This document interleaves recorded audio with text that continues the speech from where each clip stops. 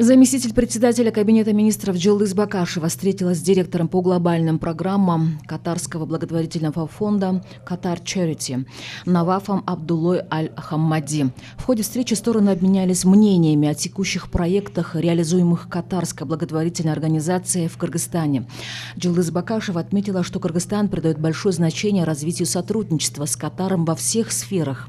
Страна заинтересована в укреплении отношений между двумя государствами. Она призвала к продолжению сотрудничества в строительстве социальных учреждений в отдаленных районах страны, повышение уровня образования студентов и помощи уязвимым слоям местного населения в рамках государственных программ Кыргызстана. В свою очередь, директор Катарской благотворительной организации Наваф Абдулла Аль-Хаммади сообщил, что продолжит реализацию специальных проектов в области образования, здравоохранения и социальной защиты.